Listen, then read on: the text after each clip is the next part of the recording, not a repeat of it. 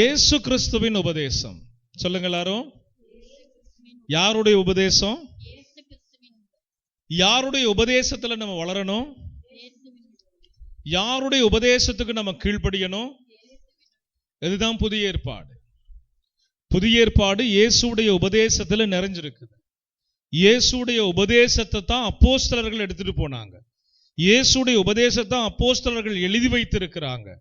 இயேசு எதை விரும்பினாரோ அதை அவங்க அப்படியே செயல்படுத்தி முன்மாதிரியாக வாழ்ந்து இன்னைக்கு நமக்கு ஒரு நல்ல ஒரு அச்சிடப்பட்ட வேத புஸ்தகமாக நம்முடைய கரங்களில் இது கொடுக்கப்பட்டிருக்குது. எதற்காக?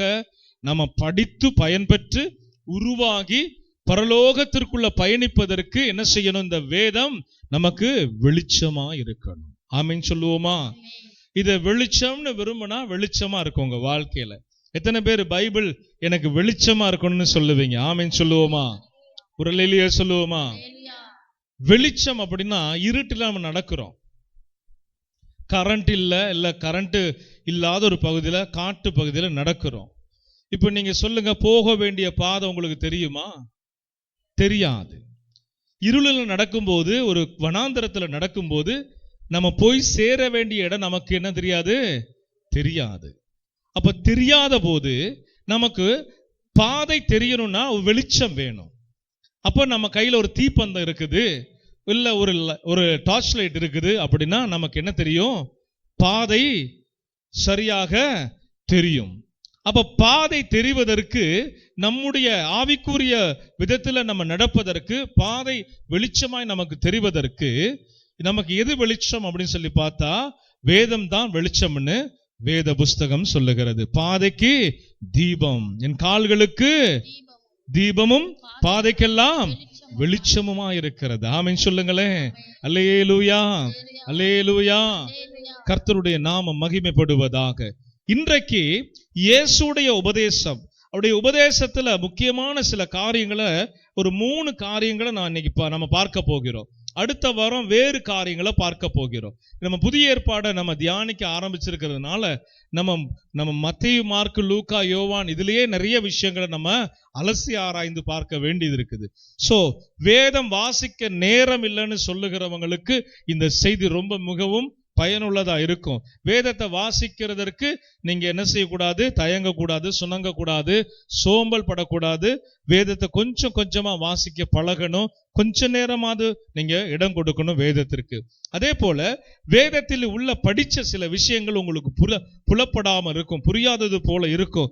அதுக்கு நீங்க என்ன செய்யலாம்னா, நம்முடைய சேனல் ஊடாக இந்த செய்திகளை நீங்க கேளுங்க. நீங்க வேலை பார்க்கும் போது கேட்கலாம், வீட்டில் இருக்கும் போது கேட்கலாம். நீங்க கொஞ்ச நேரம் உறக்கத்திற்கு போக முன்ன ஒரு 45 ஒரு நிமிஷம், 1 மணி நேரம் நீங்க செலவிடலாம். இந்த வசனங்கள் உங்களை உருவாக்கும். இது உங்களுக்கு ஒரு ஆசீர்வாதமான பங்காய் மாறும். ஆமென் சொல்லுவோம். இப்ப இன்னைக்கு இயேசுவுடைய உபதேசங்கள்ல மத்திய 6ஆம் அதிகாரத்தை நம்ம எடுத்துக்கொள்ளலாம். 6ஆம் அதிகாரத்துல 3 விதமான காரியங்களை கர்த்தரிடத்திலிருந்து நம்ம கற்றுக்கொள்ள போகிறோம்.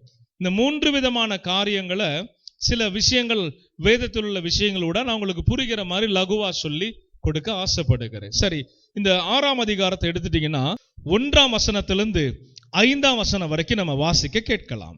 மனுஷர் காண வேண்டும் என்று அவர்களுக்கு முன்பாக உங்கள் தர்மத்தை செய்யாதபடிக்கு எச்சரிக்கையாய் இருங்கள். செய்தால் பரலோகத்தில் இருக்கிற உங்கள் பிதாவினிடத்தில் உங்களுக்கு என்ன இல்லைங்க? இது இயேசுடைய உபதேசம்.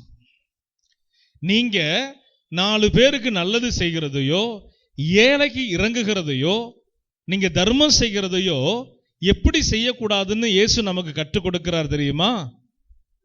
மனுஷர் பார்வையில பார்க்கும்படி செய்யக்கூடாது. நம்ம எதை செய்தாலும் நாம மனுஷர் பார்வையில பார்க்கும்படினா என்னன்னா, அது உங்களுக்கு விளக்கம் சொல்றேன். நீங்க செய்யற விஷயத்த மற்றவங்க பார்த்து உங்களை பெருமையா நினைக்க கூடாது. அந்த நினைவு உங்களுக்குள்ள இருக்கக்கூடாது. புரிஞ்சுக்கணும். நான் செய்யறேன், இதெல்லாம் பார்த்துட்டு நம்ம கொஞ்சம் பேர் புகழ் உண்டாகட்டும் ஏரியால அப்படின்னு செய்தா, ஆண்டவர் சொல்றாரு, நீ அதனுடைய பலனை என்ன செய்ய முடியாது? அடைய முடியாது. தான தர்மம் நமக்கு வேதத்தின்படி உண்மை, அது செய்யணும். கிறிஸ்தவர்கள் செய்ய முன் வருகிறது இல்லை. நிறைய கிறிஸ்தவர்கள் செய்ய முன் வருகிறது இல்லை. நமக்கு கொடுத்ததை நம்ம குடும்பத்துக்கு பயன்படுத்துறோம், சபைக்கு தசமபாகம் கொடுக்குறோம், காணிக்கை கொடுக்குறோம். அது நம்ம ஆசீர்வாதத்துக்காக. அதுலயும் ஒரு சுயநலம் நிறைய பேத்துக்கு. ஆனா இதை தாண்டி பேசப்பட்டதுதான் தான தர்மம். தேவனுக்கு உண்டானது தேவனுக்கு, ராயனுக்கு உண்டானது ராயனுக்கு. அல்லேலூயா சொல்லுங்க. ஆண்டவர் பாருங்க எவ்வளவு நீதியா பேசுறாருன்னு. உன் வருமானம் அதிகமா இருக்கா, கணக்கு ஒப்படைக்க வேண்டிய காரியம் இருக்கா, நீ வருமானத்தை கணக்கு ஒப்படை. அரசாங்கத்துக்கு கட்ட வேண்டிய வரி பணத்தை கட்டு. தேவனுக்கு நீ கொடுக்க வேண்டியது இருக்குதா, உன் வருமானத்திலிருந்து தேவனுக்கு கொடுக்க வேண்டியதை கொடுத்துரு. ராயனுடையது ராயனுக்கும், தேவனுடையது தேவனுக்கும். அப்ப அவர் சொல்லி வைத்திருக்கிற தான தர்மங்களுக்கும் நம்ம அதிலிருந்து எவைகளையாவது மாதத்துல ஒரு 500 ரூபாய் செலவு பண்ணலாம். அல்லது வருமானம் அதிகமா இருக்குன்னா 1000 செலவு பண்ணலாம். உங்களால முடியும்னா 5000 செலவு பண்ணலாம். நல்லா லட்சங்களை சம்பாதிமா 1000ங்களை நீங்க செலவு பண்ணலாம். இது கர்த்தர் விரும்புகிற காரியம். இல்லைன்னா இயேசு இங்க பேச வேண்டிய அவசியம் இல்லை. கர்த்தர் இதை பேச வேண்டிய அவசியம் இல்லை. ஏழைகளுக்குன்னா இறங்கணும்ன்றது அவருடைய சட்டம், அவருடைய ஒரு தரிசனம். அது என்ன, ஆராதிக்கிற பிள்ளைங்க இதை செய்யணும். ஏன் இதை செய்யணும்? அவரு வேதத்துல நுணுக்கமா பாத்தீங்கன்னா அதுக்கு பலன் உண்டுன்னு கர்த்தர் சொல்லுகிறார். வசனத்தை வாசிக்கலாமா? இல்ல, 1ஆம் வசனத்துல 2ஆம் பகுதி, பரலோகத்தில் இருக்கிற உங்கள் பிதாவினிடத்தில் உங்களுக்கு பலன் இல்லை. என்ன, ஏன் பலன் இல்லைங்கிறாரு? மேல ஒரு விஷயத்தை செய்ய சொல்றாரு. மேல என்ன செய்ய சொல்றாரு? நமக்கு மனுஷர் பார்வை காணாதபடி நீ என்ன செய்யணும்? தர்மம் செய்யுங்கப்பா அப்படிங்கிறார். அப்ப தர்மம் செய்கிறது வலது கைக்கு கொடுக்கிறது இடது கைக்கு தெரிய வேணாங்கிறத சொல்லி கொடுக்கிறாரு. அப்படி நீங்க தர்மம் செய்கிறவரா இருந்தீங்கன்னா பலன் இருக்குன்னு இந்த வசனமே சொல்லுது. எப்படி பலன் இருக்கா? பரலோகத்தில் இருக்கிற உங்கள் பிதாவினிடத்திலிருந்து உங்களுக்கு பலன் இல்லை. அப்ப மனுஷன் பார்வைக்கு நீங்க செய்தா என்ன இல்லை உங்களுக்கு? ஆனா மனுஷன் பார்க்க கூடாதுன்னா கடவுளுடைய வார்த்தையின்படி, ஏன் எனக்குள்ள இருக்கிற அன்பு அவனை நேசித்து அவனுக்கு செய்யுது அப்படின்னு நீங்க செய்வீங்கன்னா ஆண்டுடைய வார்த்தையின்படி உங்களுக்கு என்ன இருக்குது? பலன் இருக்குது. இல்லையே சொல்லுவோமா? ஆசீர்வாதத்தை குறித்து 1000 செய்தி இருக்குது. ஆசீர்வாதத்தை மாத்திரமே வச்சு வண்டி ஓட்டுகிற ஒரு கூட்டம், வயிற்று கழுவுற ஒரு வயிற்றை நிரப்புகிற ஒரு கூட்டம் இருக்குது. கிடையவே கிடையாது. ஒரு கிறிஸ்தவனுக்கு, ரட்சிக்கப்பட்ட கிறிஸ்தவனுக்கு ஒரு ஆசீர்வாதம் வருதுன்னா இயேசு அதுக்கு பதிலா ஒரு வேலை கொடுத்திருப்பார். இல்லையே சொல்லுங்க. ஆமா, நான் சொல்லலாம் உங்களுக்கு, ஏதோ கதவு திறக்கப்படுகிறது, இதோ வருகிறதுன்னு சும்மா போதிக்கலாம். சரிங்களா? இயேசுவே அதுக்காக தாயா மரிச்சாரு, நீ ஐஸ்வர்யவான் ஆகணும் அப்படின்னு தாயா மரிச்சாரு அப்படின்னு நான் சொல்லலாம். அப்படி ஆசீர்வாதத்தினால, ஆபிரகாமுடைய ஆசீர்வாதத்தினால அப்படிலாம் நான் சொல்லலாம். ஆனா எந்த ஒரு கீழ்ப்படிதல் உள்ள மனிதன் கர்த்தருடைய வார்த்தையின்படி தேவனுடையது தேவனுக்கு, ராயனுடையது ராயனுக்கு, தர்மத்துக்குண்டானவைகளுக்கு தர்மத்திற்கு, இப்படின்னு தேவன் சொன்ன நீதியை தேடுகிறார்களோ அப்பொழுது இவைகள் எல்லாம் உங்களுக்கு கூட கொடுக்கப்படும். சேர்ந்து சொல்லுங்க, எல்லாரும் சொல்லுங்க. குறைவா கொடுக்கிறேன்னு இயேசு பிரசங்கமும் பண்ணல. உன்னை தரித்திரம் தான் உனக்கு நிரந்தரம் சொல்லவும் கிடையாது. உன் கஷ்டம் தான் உனக்கு கடைசி வரைக்கும் அப்படின்னு சொல்லவும் கிடையாது. ராஜ்யத்தை தேடணும், பரலோக வாழ்க்கை தான் எனக்கு நிரந்தரம்னு தேடணும். பூமியில இயேசு சொன்னதெல்லாம் நிறைவேற்றணும், நீதியை நிறைவேற்றுகிறவர்கள். ஆமென் சொல்லுங்களே. அப்ப அவர் சொன்னாரு, கூட உங்களுக்கு கொடுக்கப்படும், பரமபிதாவினிடத்திலிருந்து உங்களுக்கு பலன் வரும், அவர் உங்களுக்காக வைத்திருக்கிறதை எவனும் தடுக்க முடியாதுன்னு ஆண்டவர் சொல்லுகிறார். ஆமென் சொல்லுங்க. அல்லேலூயா. இயேசு ஒரு மனுஷனுக்கு கதவை திறந்தா யாராவது அடைக்க முடியுமா? சாத்தானே நினைச்சாலும், அவன் கூட்டமே வந்தாலும், ஒரு மனுஷனுக்கு தேவன் தர விரும்புகிறத, ஆசீர்வதிக்க விரும்புகிறத அவர் கொடுக்கணும்னு நினைச்சா யாராலும் ஒன்றும் செய்ய முடியாது. ஆனா இன்னொன்னு நடக்கும், நாமளே அந்த கதவை அடைச்சிட முடியும். எப்படிங்க? அவர் திறக்க விரும்புகிற ஆசீர்வாத கதவை நாம என்ன செய்ய முடியும்? நாமளே நம்முடைய கைகளால அடைச்சிட முடியும். எப்படி தெரியுமா? அவருடைய நீதியின் வசனத்துக்கு உங்களை நீங்க செவிசாய்த்து செயல்படாம போவீங்கன்னா, வெறும் ஆசீர்வாதங்களை மாத்திரம் நீங்க எதிர்பார்த்து கொண்டிருப்பீங்கன்னா, உங்க கதவுகள் அடைக்கப்பட்ட கதவுகள் அடைக்கப்பட்டதா தான் இருக்கும். திறக்கப்படணும் நீங்க ஆசைப்படுவீங்க, திறக்கப்படுதுன்னு விசுவாசிப்பீங்க, வராது, பலன் வராது, வரவே வராது. ஆரம்ப காலத்துல ஒரு அற்புதத்தை பார்த்திருப்பீங்க, ஆரம்பத்துல ஒரு அதிசயத்தை பார்த்திருப்பீங்க, அதெல்லாம் நியாயம்தான். இயேசு எந்த எதிர்பார்ப்பும் இல்லாம செய்வாரு. ஆனா இயேசுடைய அன்பை நீங்க ருசிக்க ஆரம்பிச்சிட்டீங்கன்னா, இயேசுடைய வழிகளை நீங்க கை கொள்ள ஆரம்பிச்சிட்டீங்கன்னா, இயேசுடைய நீதிக்கு உட்பட்டு வாழணும்னு அவர் விரும்புகிறார். அல்லேலூயா சொல்லுங்க. கோடி கணக்குல சொத்து ஏன் சேர்க்கணும் கிறிஸ்தவர் எல்லாம் கேட்கிறேன். பிறக்கும் போதே கோடீஸ்வரலா சில கிறிஸ்தவர்கள் பிறக்கிறாங்க, இருக்கட்டும், அது அவங்களுக்கு அளக்கப்பட்டது. இஸ்ரவேலையும் பல ஐஸ்வர்யவான்கள் இருந்து வாழ்ந்து இருக்கிறாங்க. ஆண்டவரை கனப்படுத்தி இருக்கிறாங்க, சந்திச்சு இருக்கிறாங்க, ஆண்டவரோடு பேசி இருக்கிறாங்க. இஸ்ரவேல் ஒரு பெருங்கூட்டம், ஆசீர்வாதமான கூட்டம் தான், இல்லைன்னு சொல்ல முடியாது. அங்க விவசாயிகள் இருந்தாங்க, ஐஸ்வர்ய எஜமான்கள் இருந்தாங்க. இன்னைக்கு கிறிஸ்தவத்துக்குள்ளேயும் பிறக்கும் போதே சிலர் கோடீஸ்வரர்கள் வீட்டில் பிறக்கிறாங்க. அதுக்காக நம்ம குறை சொல்ல முடியுமா? முடியாது. அது அவங்களுக்கு அளக்கப்பட்டது, அவங்களுடைய முன்னோர்கள் செய்த புண்ணியங்கள். புரியுதுங்களா? அவங்க கோடீஸ்வரர்களா இருக்க, குறுக்கு வழியில யாராவது மேலே ஏறி வந்தா அது தண்டனை இருக்குது. எவ்வளவு வேகமா ஏறாங்களோ அவ்வளவு கீழே ஆண்டவர் ஒரு நாள் பிடிச்சு தள்ளிடுவார். அவர் நீதி உள்ள தேவன். ஆமென் சொல்லுங்களேன். அரசாங்கத்துக்கு வரி கட்டாம, அது போல அடுத்தவன் காசு அபகரித்து லஞ்சம் ஊழல் பண்ணி மேலே ஏற கிறிஸ்தவர்கள் தள்ளப்பட்டுருவாங்க. அவங்களுக்கு ஆக்கினை தீர்ப்புன்னு பைபிள் சொல்லுது, அது நிச்சயமா அது நடக்கும். சரிங்களா? அதை குறித்து நம்ம கவலைப்பட வேண்டியது இல்லை. ஆனா நீதியாய் நடக்கிறவர்கள் ஆசீர்வதிக்கப்படும் போது யாரும் பொறாமையும் பட வேண்டிய அவசியம் இல்லை. அவர்கள் நீதியின் பாதையில வருகிற நன்மைகளை பெறுகிறார்கள். ஆமென் சொல்லுங்க. நீதியின் பாதையில் வருகிற நன்மைகளுக்கு இயேசுதான் முன்னுதாரணம். இயேசுடைய ஆலோசனைகள் நமக்கு வைக்கப்பட்டிருக்குது. இதை விட அப்போஸ்தலர்களும் அந்த வழியில தான் என்ன செய்திருக்காங்க, கடந்து போயிருக்காங்க. தர்ம பணம்னு சேகரித்து அப்போஸ்தலர் நடவடிக்கைகளை பார்க்க முடியுது. தர்மம் செய்வதற்காக காணிக்கையில வந்த பணத்தை சேர்த்து வைத்து தர்மம் செய்ததை நாம் பார்க்க முடிகிறது. அப்ப இதெல்லாம் நமக்கு முன்மாதிரியாகவும் அடையாளமாகவும் வைக்கப்பட்டிருக்குது. நிறைய சபைகள், நான் சொல்றேன், வெளிப்படைய பேசுறேன், நிறைய சபைகள்ல காணிக்கை தசம பாகங்கள் அவங்க சொந்த பயனுக்காகவும் அவங்களுடைய பிள்ளைகளுக்காகவும் ஊழியங்களுக்காகவும் மாத்திரம் தான் பயன்படுத்தப்படுது. நான் சொல்றேன் தப்பு, தவறு. அந்த வருகிற காணிக்கைகள்ல கர்த்தருடைய நீதியில் நிறைந்த வார்த்தைகளை நம்ம கை கொண்டு அதை நிறைவேற்றலைன்னா ஒரு நாளைக்கு நம்ம குற்றவாளி ஆயிரும். ஊழியக்காரங்களுக்கே தெரிய மாட்டேங்குது. என்ன நினைக்கிறாங்க, ஜனங்க கொடுக்கணும், ஜனங்க வந்து கரெக்டா ஊழியக்காரன் தேவையில்லை சந்திச்சிடணும். அவர் அதுல இருந்து குடும்பத்துக்கும் அதுல இருந்து ஊழியத்துக்கும் செலவு பண்ணுவார். நிறைய ஊழியக்காரங்க அதிகமா வருமானம் வர்றவங்க முறையான கணக்கு வழக்கு இல்லை, அரசாங்கத்துல தான தர்மங்களை செய்வதில்லை. கர்த்தர் ஒரு நாளைக்கு பிடிச்சு தள்ளுவார். அப்படிப்பட்ட ஊழியங்கள் விழுந்து போனதெல்லாம் என் கண்களால பார்த்திருக்கிறேன். அப்படிப்பட்ட ஊழியர்கள் இல்பொருளாய் போனதை நான் பார்த்திருக்கிறேன். பண ஆசை எல்லா தீமைக்கும் வேறு. விசுவாசிகளுக்குள்ள இருக்கக்கூடாத ஆசை என்ன ஆசை சொல்லுங்க? எனக்கு தெரிஞ்சு இந்த பண ஆசையில விழுந்து போனவங்களை சில சாட்சிகளை சொல்லட்டுமா?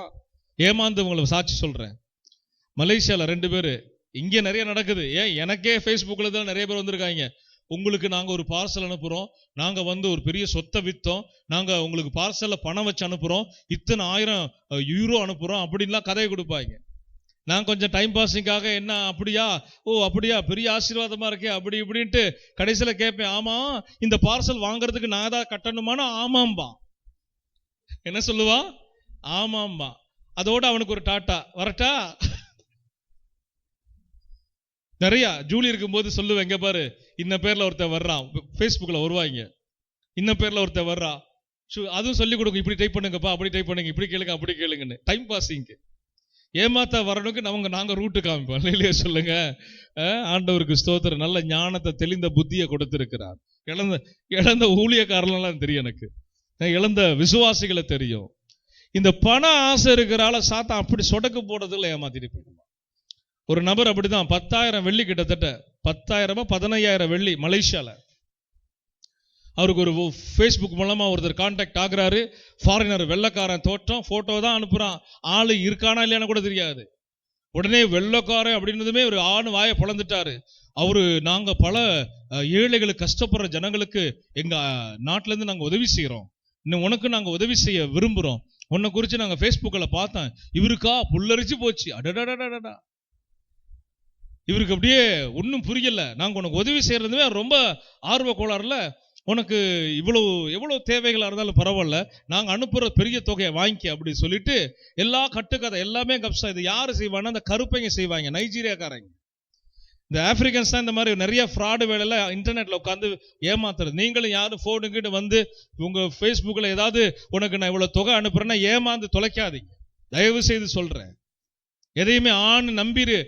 எந்த ₹1 கூட இலவசமா வராது உலகத்துல, ₹1 கூட இலவசமா. ஆண்டுடைய திட்டம் அது.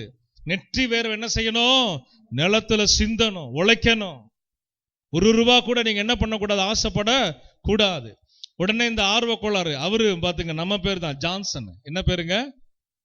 பாவம், நாங்க 2 பேரும் மீட் பண்ணும் போதெல்லாம் நான் ஜான்சன் அண்ட் ஜான்சன் பேசிக்கோ கிண்டலுக்கு.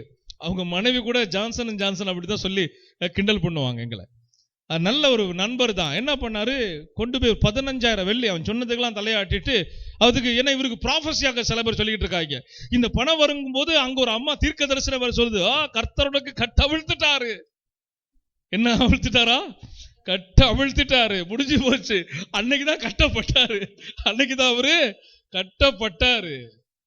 உடனே ப்ராஃபஸி எல்லாம் கேட்டு நம்பி உடனே பார்சல் நான் அனுப்பிட்டேன், வந்துகிட்டு இருக்குது. அது வந்து மலேசியாவுக்கு வந்து பேங்கிங் மாறுறதுக்கு கடைசியில் அனுப்பிட்டேன்னு சொல்லிட்டு பேங்கிங் பண்றதுக்கு நீ இத்தனை ஆயிரம் மட்டும் செலவு பண்ணணும் அப்படின்னு. முதல்ல ஆள் தடுமாறினாலும் அந்த பண ஆசை மோகம் இருக்கு பார்த்தீங்களா, அந்த மோகம் வந்துருச்சுன்னா, அந்த மோகம் பல விதத்தில் இருக்குது. அது அந்த பண விஷயத்துல அப்படி அந்த மோகம் வந்துருச்சுன்னா இன்னைக்கு ஏமாறுறாங்க பாருங்க. அதிக வட்டின்னு சொல்லி இவனாவது வந்து ஒரு விளம்பரத்தை கொடுத்தானா 1000 பேர் போய் சேர்றான், 10,000 பேர் சேர்றான் அதிக வட்டின்னு. அப்புறம் பார்த்தா அவனை இவங்கெல்லாம் வளவீசி தேடிக்கிட்டு இருப்பாங்க. இன்ஸ்பெக்டர் சிபிசிஐடி விட மோசமா இவங்க தேடிக்கிட்டு இருப்பாங்க, இவங்க காசை கொடுத்து விட்டு. புரிந்துங்களா விஷயம்? ஏமாற்றுகிறவர்கள் எல்லா விதத்திலையும் வருவாங்க. நம்ம தான் என்ன செய்யணும்? ஆண்டவருக்குள்ளேயும் வேதத்தின்படியும் அலாட்டா இருக்கணும். அல்லேலூயா சொல்லுங்க. இவர் போய் 15,000 வெள்ளி பக்கம் கட்டி அவன் சொன்ன அக்கௌண்ட் எல்லாம் போட்டு உட்கார்ந்துருக்கிறார். வருன்னு அதுல நொடிஞ்ச மனுஷன் தாங்க. அவருடைய வருமானத்துக்கு அது பெரிய தொகை. குடும்பத்துல 4 பிள்ளைங்க இருக்கிறாங்க. பெரிய ஒரு தொகையை இழந்து ஏமாந்து ரொம்ப கஷ்டப்பட்டு சொன்னார், என்கிட்ட சாப்பாட்டுக்கும் வண்டிக்கு பெட்ரோல் போடுறதுக்கும் கஷ்டப்படுறேன் பிரதர் அப்படின்னார். அதே ஸ்டோரி. ஒரு சகோதரி அங்கிருந்து வர்றாங்க போன்ல, பாஸ்டர் எனக்கு Facebookல இருந்து இப்படி ஒருத்தர் வந்தாரு, எனக்கு ஒரு நல்ல தொகை கொடுக்குறேன்னு சொன்னாரு, அவங்க அந்த தொகைக்காக ஒரு 2,000 வெள்ளி மட்டும் பே பண்ண சொல்றாங்க, இந்த காரியம் மட்டும் வாச்சிட்டா பாஸ்டர் உங்களுக்கு ஒரு காணிக்கை அனுப்பி. நீங்க கதை சொல்லும் போது எனக்கு தெரியும், அம்மா உனக்கு ஏதாவது நான் இங்க அனுப்புறது போல இருக்கும் போல, உங்களுக்கு ஒரு காணிக்கை கண்டிப்பா அனுப்பிடுவேன் பாஸ்டர். கர்த்தருக்கு ஸ்தோத்திரம். அப்புறம் நான் சொல்றேன், சிஸ்டர் இது மாதிரி நடக்குது. Facebookல யூடியூப் லிங்க்ல எல்லாம் வர்றாங்க. எனக்கே நிறைய பேர் சொல்லியிருக்கிறாங்க, எல்லாமே பொய் பித்தலாட்டம். தயவு செய்து எந்த காசையும் கட்டி ஏமாந்துடாதீங்க. ஏமாந்து கட்டிட்டீங்கன்னா அப்புறம் அவன் பிளாக் பண்ணிட்டு போயிடுவான், வாட்ஸ்அப்பை வரவே மாட்டான்னு சொன்னா கேட்கவே மாட்டேன்ட்டாங்க. கிட்டத்தட்ட என்கிட்ட சொன்னது 2,000 வெள்ளி தான். 2,000 வெள்ளினா நம்ம ஊர் காசுக்கு எவ்வளவு தெரியுமா? சாலிடா ஒரு 35,000 ரூபாய். அந்த 35,000 அவங்க எவ்வளவு கஷ்டப்படணும் தெரியுமா? மாசம் முழுவதும் அவங்க என்கிட்ட சொன்னது 2,000, கிட்டத்தட்ட 4,000 வெள்ளி இழந்திருப்பாங்க போல. நான் அவ்வளோ படிச்சு சொல்றேங்க, கட்டுனீங்கன்னா அடுத்த நிமிஷம் பிளாக் பண்ணிட்டு போயிருவாங்கிறேன். நீங்க முகம் பார்க்காத ஒருத்தனுக்கு நீங்க தர்றேன் காசு பார்சல்ல வருதுன்னா எந்த கிறுக்கனாத நம்புவானா? பார்சல்ல காசு அனுப்பி வைக்க முடியுமா? எல்லாமே ஸ்கேனிங் மெஷின்ல அவன் எக்ஸ்போர்ட் இம்போர்ட் பண்ணும் போதே எந்த பொருள் எந்த நாட்டுக்குள்ள வந்தாலும் ஸ்கேன் பண்ணி காசு எலக்ட்ரானிக்ஸ் திங்ஸ் தான் உடனே எடுத்துருவாங்க. அதை இந்த பேசிக் நாலேஜ் கூட இல்லாம எவனோ சொன்னான்றதுக்காக பார்சல்ல எனக்கு காசு வருது சொல்லி பேராசை, பண ஆசை. இந்த பண ஆசை குறித்து இதுக்கு என்ன தூண்டுகோள்னா செழிப்பின் உபதேசம். ஆசீர்வாதத்தை குறித்து பேசுறான் பாருங்க, அவன் பேச்ச நம்பிக்கிட்டு ஏமாற கூட்டம் எல்லாம் கிறிஸ்தவர்கள், சபைக்குள்ள இருக்கிறவங்க. இவங்க எல்லாம் என்ன செய்துட்டாங்க? 4,000 வெள்ளி பக்கம் கட்டிட்டு அதுக்கப்புறம் ஒரு 6 மாசம் எனக்கு போனே வரல. இல்லையே சொல்லுங்க. எனக்கு தெரியும் விஷயம். நானா ஒரு நாள் போன் பண்ணி என்ன அப்படின்னு, ஆமா பாஸ்டர் நீங்க சொன்னீங்க நான் கேட்கல பாஸ்டர். இல்லையே சொல்லுங்க. ஆமா, வேதத்தின் ஊடாக நீங்க செய்ய வேண்டிய சில காரியம் இருக்கும். செய்தாதான் உங்க ஆசீர்வாதத்தின் கதவு திறக்கப்படும். தெரிஞ்சுக்கங்க. பிதாவினிடத்திலிருந்து உங்களுக்கு பலன் வரணுமா? பூமியில ஆண்டவர் நிறைய நியமங்களை வைத்திருக்கிறார், கற்பனைகளை வைத்திருக்கிறார், கட்டளைகளை வைத்திருக்கிறார். செய்து பழகுங்க. ஏன் கஞ்சத்தனம்னு கேட்கிறேன். பலன் இருக்குன்னு சொன்னா நீங்க முதல்ல என்ன செய்யணும்? அதை நம்பணும். ஏழை எளிய ஜனங்களுக்கு செய்தா பரலோக தேவனிடத்தில் எனக்கு என்ன உண்டு? பலன் உண்டு. செய்ய முன்வாங்க. அதனாலதான் இந்த ஊழியத்தில் 7-8 ஆண்டு காலமா இந்த பிச்சை எடுக்கிற ஜனங்களுக்கு நம்ம சுற்றுவட்டத்தை ஒருவேளை ஆகாரத்தை கொடுத்து 7-8 வருஷமா நாம இப்படிலாம் விதைச்ச கிருபைகளை தான் இன்னைக்கு ஒரு சபைக்கு ஒரு நிலத்தை வாங்குற அளவுக்கு கர்த்தர் நம்மை ஆசீர்வதித்து எடுத்து செல்லுகிறார். எல்லா கைகளை தட்ட மாட்டீங்க பாருங்க எல்லாரும். ஆமென். நாளைக்கு சபையை கட்டுவதற்கும் கர்த்தர் ஆசீர்வதிப்பார். இந்த வேதத்துல இன்னும் நான் என்ன செய்யணும் சொல்லி நான் தேடி தேடி பார்த்து அதை நான் நிறைவேற்றுவேன். நியமங்களை கை கொள்ளணும். தான தர்மத்தில் ஒரு ஆசீர்வாதம் இருக்குன்னா அதுக்கு நீங்க என்ன செய்யணும்? உங்களை ஒப்பு கொடுக்கணும். அதுக்கு பிராக்டிஸ் பண்ணணும். எடுத்ததுமே நீங்க தான பிரபுவா மாறிட முடியாது. உங்க உடம்புக்குள்ள உங்க ஆவில அந்த பழைய இதெல்லாம் இருக்கும், கலந்து இருக்கும். அதெல்லாம் உடைச்சுக்கிட்டு வெளியே வரணும். இல்ல, கர்த்தருடைய வார்த்தையின்படி ஏழைகளுக்கு இறங்குகிற இந்த ஊழியத்தோடு நான் இணைஞ்சு செய்வேன். கர்த்தருடைய சொற்படி இல்ல, நான் தனிப்பட்ட விதத்துல இந்த ஏழைகளுக்காக, இந்த கஷ்டப்படுற இந்த கையேந்தி நிக்கிற இவங்களுக்காக நான் செய்வேன். செய்யுங்க. கர்த்தருடைய நாமம் மகிமைப்படுவதாக. கொடுக்கிறார் பாருங்க, அவர்கிட்ட இருந்து பெறுகிறதற்கு இதெல்லாம் தகுதி உள்ள காரியம். சொல்லுங்க, என்னங்க அதெல்லாம்? தகுதி உள்ள காரியம். நீங்க விலையேற பெற்ற தேவனிடத்திலிருந்து அவர் கையால பெற போறீங்க பாருங்க நன்மைக்கு. அதுக்கெல்லாம் நீங்க பாத்திரவான்களா இருக்கணும். அப்பா எப்பயுமே சரியான கணக்கு வழக்கோடு தான் அணுகுமுறை இருக்கும். அவருக்கு டீலிங் இருக்கும். வேதத்தின்படி என் பிள்ளை என்னப்பா செஞ்சிருக்கு புரட்டு தூதர்கிட்ட சொல்லுவாரு, என்னென்னலாம் செஞ்சிருக்க கணக்கு ஒப்படைங்கப்பா அப்படிம்பாரு. சரி அப்படியா, சரி ஓகே, இந்த ஆசீர்வாதத்தை அதுங்க கூடாரத்து கொண்டு போங்க, கட்ட விழ்ப்பாரு. இல்லையே சொல்லுங்க, இல்லையே சொல்லுங்க. 2.5 வருஷத்துக்கு முதல்ல இந்த நிலம் வாங்குற காசு என்கிட்ட சுத்தமா இல்லை. என் பேங்க்ல 0 பேலன்ஸ். 10,000 15,000 கிடக்கும். நான் வெளிப்படையா அதெல்லாம் பேசுறேன். ஜூலி இருக்கும்போது நடந்த சம்பவங்கள். நிலத்துக்காக நம்ம அதிகமா போக்கஸ் பண்ணி ஜெபிக்க ஆரம்பிச்சது போது நீதியின் தேவன் இறங்கி வந்து ஆங்காங்கிருந்து தேவன் தம்முடைய ஜனங்களை ஏவி கொடுக்க வச்சார். அல்லேலூயா. கொடுக்க வைத்து அதை சேகரிச்சு, அதுல நான் வேற எது வேலையை செலவு பண்ணாம பாருங்க, எனக்கு ஒரு பொறுப்பை கொடுத்துட்டாருன்னா நான் ரொம்ப கண்ணும் கருத்துமா இருந்த நிறைவேற்றணுங்கிற ஒரு ஆளு நான். அப்ப அதுக்கு அவர் கொடுத்தவைகளை சரிவர சேர்த்து வைத்து அவருடைய பணிக்காக என்ன செய்திருக்கிறோம்? அதை எடுத்து வைத்திருக்கிறோம். இப்ப அது நேரம் வரும்போது, கனிந்து வரும்போது என்ன செய்யறோம்? அதை எடுத்து செலவு செய்ய போகிறோம். ஆமென் சொல்லுங்களேன். அவர் கொடுத்த இந்த 2-3 வருஷத்துக்குள்ள அவர் கொடுத்ததற்கு எது எனக்கு தெரியும், எது அடிப்படை என்று சொல்லி பார்த்தா, தேவனுடைய தீர்மானத்தின்படி தான தர்மங்களை செய்கிற ஒரு சபையாக இந்த சபை மாறினதுனால கர்த்தர் வானத்தின் பலகணிகளை திறந்தருளி இந்த ஊழியத்தையும் எங்க குடும்பத்தையும் அவர் ஆசீர்வதித்து நடத்துகிறார். அல்லேலூயா. இதுதான் முன்மாதிரியான வாழ்க்கை. உங்களுக்கு பலகணிகள் திறக்கப்படணும்னா சட்டம் இருக்குது பைபிள்ல. எவனோ பேசுற ஒரு கள்ள உபதேசத்தை நீ நம்பி, யாரோ உபதேசிக்கிற ஒரு ஆசீர்வாத உபதேசத்தை நம்பி ஏமாந்து போகாத. கிறிஸ்தவர்களே, கேட்க நல்லா இருக்கும். அவிசுவாசம் விட்டு விசுவாசின்னு சொல்லுவாங்க, விசுவாச அறிக்கைகளை செய்யணும்னு சொல்லுவாங்க. வசனத்துக்கு ஏற்ற பவர், அந்த பவரை நீங்க பார்க்க முடியாது. உங்களுக்கு ஆசை நிறைய இருக்கும், விசுவாசிப்பீங்க, ஆனா வந்து சேராது. நீதி இருக்குது பைபிள்ல. தேவனுக்கு உண்டானது தேவனுக்கு, ஏழைகளுக்கு உண்டானது ஏழைகளுக்கு, நற்கிரியலுக்கு உண்டானவைகள் நற்கிரியலுக்கு, பிறனுக்கு இறங்குகிறவனுக்கு எப்பயுமே பரலோகம் திறந்திருக்கும். அவன் சொல்லுவோமே, அவங்க கொடுப்பாங்க பெறுவாங்க, கொடுப்பாங்க பெறுவாங்க. இந்த பிராக்டிஸுக்கு வராம யாரோ சொன்ன ஒரு செய்தியை வச்சுக்கிட்டு, யாரோ சொன்ன பிரசங்கம் பண்ண ஒரு பிரசங்கத்தை, நல்ல ஊழியக்காரர்கள் கூட உங்களை கர்த்தர் உங்களை ஆசீர்வதிப்பார்னா வேதத்துல நீங்க உடனே தேடி பார்க்கணும், எப்படியெல்லாம் என்ன ஆசீர்வதிப்பார் இயேசுன்னு சொல்லி. அதுதான் தரமான உபதேசம். லட்சக்கணக்கில் இது மாதிரி நான் சொன்னேன் Facebook கதை, மொபைல்ல வாட்ஸ்அப்ல வர்றவன் கதையெல்லாம் லட்சக்கணக்கில் இழந்து ஏமாந்து நிற்கிற கிறிஸ்தவர்கள் எனக்கு தெரியும். நல்லா கவனிக்கணும். ஆண்டவர் எதையுமே குறுக்கு வழியில கொண்டு வந்து கொட்ட மாட்டார், புரிஞ்சுக்கணும். பேதுருக்கு ஒரு வேலையை கொடுத்தாரா, அவர் அந்த ஆசீர்வாதத்தினோட அவங்க போறதுக்கு என்ன செய்தார்? பேதுருக்கு, நீ கடலுக்கு போய் என்ன செய்ய, தூண்டி போடுன்னு சொன்னார். அந்த தங்க நாணயத்திற்காக பேதுரு வெயில்ல போய் உட்கார்ந்து, இல்ல குளிர்காலமான தெரியல, குளிர்ல உட்கார்ந்து எவ்வளவு நேரம் தூண்டி போட்டு எவ்வளவு நேரம் உட்கார்ந்தாரு நமக்கு தெரியுமா? ஆனா நம்ம படிக்கும் போது என்ன தெரியும் நமக்கு? பேதுரு தூண்டி போட்டாரு, மீன் மாட்டுச்சு. ஆனா பேதுரு எவ்வளவு நேரம் தூண்டி போட்டு எவ்வளவு நேரம் காத்திருந்து எவ்வளவு நேரம் அதுக்காக பிரயாசப்பட்டு, அதுல ஒரு உழைப்பு இருக்கு பாருங்க. அது ஒரு அற்புதம் நடக்குது. ஆனா அந்த அற்புதம் எப்படி நடக்குதுங்க? நீதியின் படி நடக்குது. அல்லேலூயா சொல்லுங்களேன். உங்க உழைப்பை விதைக்கணுங்க. நீங்க பலன் எதிர்பார்க்கிறீங்களா? பெரிய ஆசீர்வாதங்கள் எதிர்பார்க்கிறீங்களா? சோம்பேறிகளை கர்த்தர் ஆசீர்வதிக்கவே மாட்டார். சோம்பேறிகளை கர்த்தர் ஆசீர்வதிக்க விரும்பவும் மாட்டார். அவன் சோம்பத்தின் அப்பத்தை புசிக்கிறவன், அடுத்தவனுடைய முதுகலை சவாரி செய்ய விரும்புகிறவன்.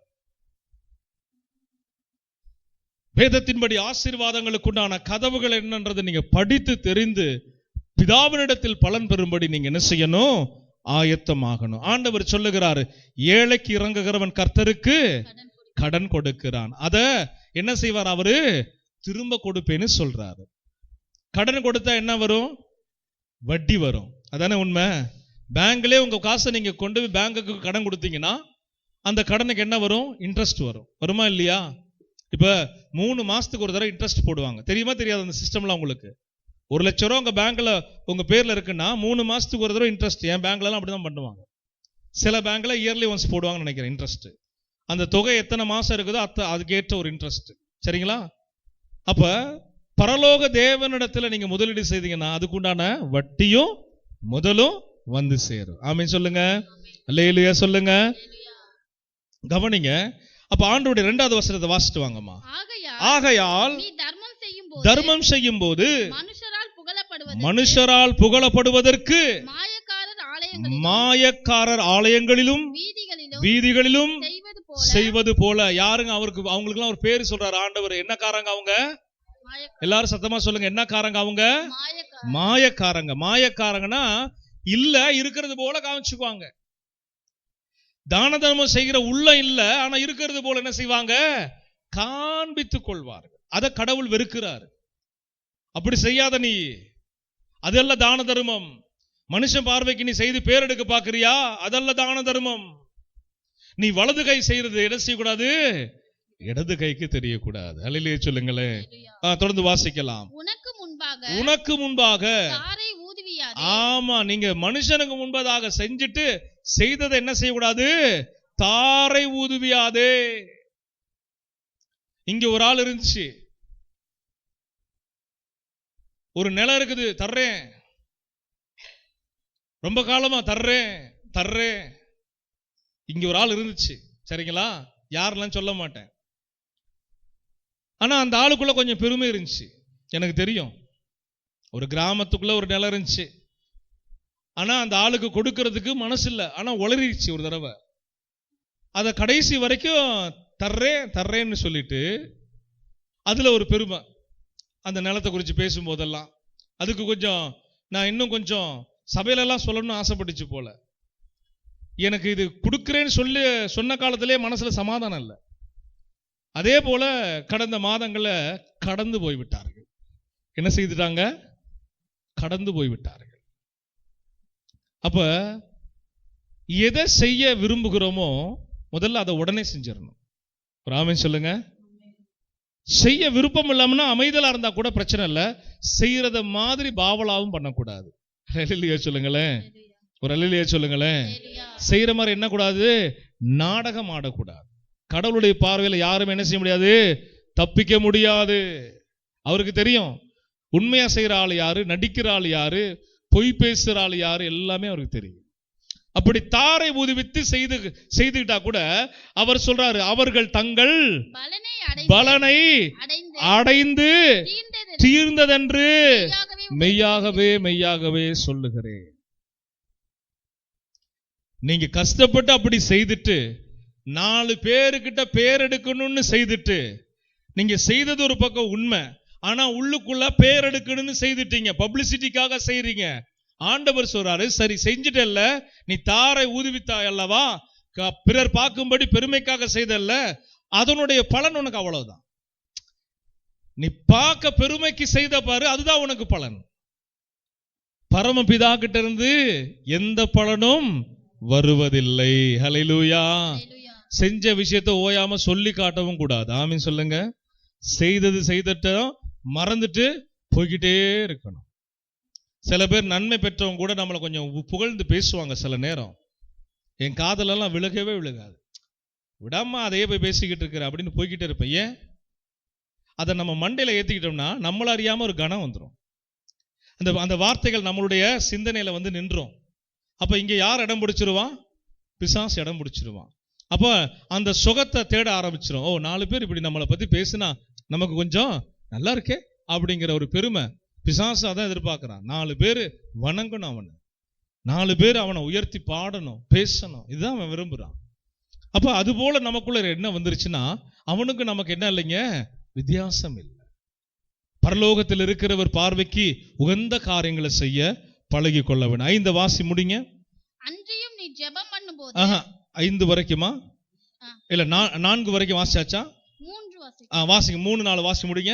நீயோ தர்மம் செய்யும் போது உன் தர்மம் அந்தரங்கமாய் இருப்பதற்கு உன் வலது கை செய்கிறதை உன் இடது கை அறியாது இருக்க கடவுது. ஹல்லேலூயா சொல்லுவோமே. உன் வலது கை செய்கிறது இடது கை அறியாது இருக்க கடவுது. 4ஆம் வசனம் வாசிக்கலாம். ரகசியமா நீங்க செய்கிற அந்தரங்கத்தில் பார்க்கிற உன் பிதா தாமே உனக்கு வெளியரங்கமாய் பலனளிப்பார். அல்லேலூயா சொல்லுவோமா? அல்லேலூயா, அல்லேலூயா, அல்லேலூயா. பைபிள்ல ஒரு வசனம் இருக்குல்ல, ஆபத்து காலத்தில் என்னை நோக்கி கூப்பிடு, அப்பொழுது நான் உன்னை விடுவிப்பேன். பல சபைகள் அது பேசப்படுது, பல விசுவாசிகள் அது நம்புறாங்க. ஆனா அந்த அதிகாரத்துல ஆண்டவர் எப்ப விடுதலை ஆக்குவேன்னு சொல்றாருன்னா அதுக்கு மேல முன்னால எழுதப்பட்டிருக்குது. அதெல்லாம் படிக்கிறது இல்ல ஜனங்க. அதெல்லாம் என்ன செய்யறது இல்ல, படிக்கிறது இல்ல. எதுக்கு எதை சொன்னாரு அப்படின்னு கம்பேர் பண்ணாமலே கர்த்தர் என்ன விடுதலை ஆக்கும். எப்ப விடுதலை ஆக்குவார்? அந்த சங்கீத புஸ்தகத்துல அந்த அதிகாரத்துல அந்த வசனம், அந்த அதிகாரத்தை முழுசா வாசிச்சீங்கன்னா எப்ப விடுதலை ஆக்குவேன்னு சொல்லி எழுதி வச்சிருக்கிறார். எல்லாத்துக்கும் ஒரு வேலை கொடுத்திருக்கிறாரு. இந்த துண்டு துண்டா பிட்டு பிட்டா வசனத்தை எடுத்து காப்பி அடிச்சு விசுவாச அறிக்கை செய்கிறேன் என்று சொல்லுகிற ஆட்கள்லாம் மனம் திரும்பணும். புரியுதுங்களா? அந்த அதிகாரத்தையே முதல்ல வாசிச்சு பார்க்கணும். இந்த வசனம் ஏன் இங்க கோட் பண்ணாருன்னு பார்க்கணும். இந்த வசனத்துக்கு என்ன பங்கு, ஆண்டுடைய வாயிலிருந்து இந்த ஆசீர்வாத வார்த்தை எதனால வந்ததுன்னு ரெசர்ச் பண்ணணும். புரியுதுங்களா? ரெசர்ச் பண்ணி இதனாலதான் இதை ஆண்டு சொல்லியிருக்கிறாரு, அப்ப நான் இதை கை கொள்ளுவேன்னு அதையும் சேர்த்து கை கொள்ளுவீங்கன்னா அந்த வசனம் உங்க வாழ்க்கையில ஆசீர்வாதமாய் மாறும். அல்லேலூயா சொல்லுங்க, அல்லேலூயா சொல்லுங்க, அல்லேலூயா. 2வது ஒரு காரியம் ஜெபம். அதே அதிகாரத்துல 6ஆம் அதிகாரத்துல 5ல இருந்து 8 வரைக்கும் வாசிக்க கேட்கலாம். அன்றியும் நீ ஜெபம் பண்ணும்போது மாயக்காரரை, இங்க ஒரு பேரு கொடுக்கிறாரு ஜெபம் பண்ற கூட்டத்துக்கு. என்ன காரருங்க? தர்மம் பண்றவங்களுக்கு ஒரு பேர் கொடுத்தாரு. என்ன பேருங்க? அவங்களும் மாயக்காரர் தான். அப்படிதானே சொன்னாரு? மாயக்காரரை போல அப்படின்னு சொல்லி இங்கதான் சொல்றாரு. ஆகையால் நீ தர்மம் செய்யும் போது மனுஷரால் புகழப்படுவதற்கு மாயக்காரர் போல ஆலயத்துல போகிற இடங்கள்ல செய்யாதீங்க அப்படின்னு சொல்றாரு. இங்க ஜெபம் பண்ற ஒரு கூட்டம் மாயக்கார கூட்டம் இருக்கு. என்ன பண்ற கூட்டங்க? அது மாயை, இல்லாததை இல்ல இருக்கிறது போல சித்தரிக்கிற ஜெபதாக இருக்காது, திறப்புல நிக்கிற அனுபவம் இருக்காது. ஆனா எங்கேயாவது கூடி வந்துட்டா அடேங்க அப்பா இவங்களை போல ஒரு ஜெப வீரர்கள் வீராங்கனைகள் இல்லைங்கிற அளவுக்கு ஒரு மாய தோற்றம். அதை பார்க்கிற ஊழியக்காரர்கள் அப்படியே சுருண்டு கீழே விழுந்துருவார்கள். அல்லேலூயா சொல்லுங்க. உண்மையிலே ஜெபிக்கிறவர்களுக்கு ஒரு பாதிப்பு இருக்கு உள்ளத்துல, ஆத்தும பாரம். நிறைய மெஜாரிட்டி ஊழியர்களை குறித்து நான் சொல்றேனே, ஆத்தும பாரமே அவர்களுக்கு கிடையாது. அதனாலதான் அவங்களுடைய ஜெபம் பரலோகத்தை எட்டுவதில்லை. அவங்களுக்கு ஆத்தும பாரம் அவங்க பைபிள் காலேஜில் சொல்லி கொடுக்கப்படல. ஒரு ஆத்துமாவை நேசிக்கணும், எப்படி அதற்காக பாரப்படணும், எப்படி திறப்புல நிக்கணும், உன் பகுதி வட்டார ஜனங்களுக்காக நீ எப்படி பரிந்து பேசணும், இதெல்லாம் அவங்களுக்கு சொல்லி கொடுக்கப்படல. அதனால இவங்களுக்குள்ள பாரம் இல்ல. பாரம் உள்ள ஊழியர்களை கர்த்தர் ஆசீர்வதிப்பாராக. ஆமென் சொல்லுங்க. இந்த பாரம் இல்லாத ஊழியக்காரன் ஜெபிச்சா ஒரு வயிறு வலி சரியா போகாது, ஒரு ஃபீவர் சரியா போகாது, அவன் ஜெபத்துக்கு ஒரு பதில் இருக்காது. உண்மையை சொல்றேன், பயப்பட வேண்டிய அவசியம் இல்லை. ஆத்துமானா அழிந்துடக்கூடாதுன்னு திறப்புல நிக்கிறான் பாருங்க, அவன் தான் ஊழியக்காரன். அந்த ஊழியக்காரனுடைய ஜெபத்துக்கு பரலோகம் எப்பயுமே திறந்து காணப்படும். அந்த ஆத்துமாக்களுக்காக உத்தரவாதம் எடுக்கிற ஒரு மனுஷனுடைய ஜெபத்திற்கு தேவனுடைய ராஜ்யம் திறந்து காணப்படும். இயேசுவின் நாமத்தினால ஒரு நபருக்காக அவன் ஜெபிக்கும் போது அந்த ஜெபம் பரலோகத்தை போய் எட்டும். அவர்கள் நீதி உள்ளவர்கள், நீதியை நிறைவேற்ற விரும்புகிறவர்கள். ஜெபத்தில் அவர்கள் உண்மையாக தரித்திருக்கிற மாயக்காரர்கள் அல்ல. அவர்கள் வேஷம் போடுகிற ஊழியக்காரன் அல்ல, வேஷம் போடுகிற விசுவாசிகளா இருக்கக்கூடாது, மாயக்காரர்களா நம்ம இருக்கக்கூடாது. ஆலயத்துல வந்துட்டா மாத்திரம் ஜெபம், வீட்டுல எங்க ஜெபம் போச்சு? ஆண்டவர் கற்றுக் கொடுக்கிறார். இன்றைக்கு அவருடைய சமூகத்தில் இரண்டாவது காரியமாக நாம கற்றுக்கொள்ளுகிற விஷயம் வாசிக்கலாம். தொடர்ந்து வாசிங்க. மனுஷர் காணும்படியாக அவர்கள் ஜெப ஆலயங்களிலும் வீதிகளிலும் சந்திகளிலும் நின்று ஜெபம் பண்ண விரும்புகிறார்கள். அவர்கள் தங்கள் பலனை அடைந்து தீர்ந்ததென்று மெய்யாகவே சொல்லுகிறேன்.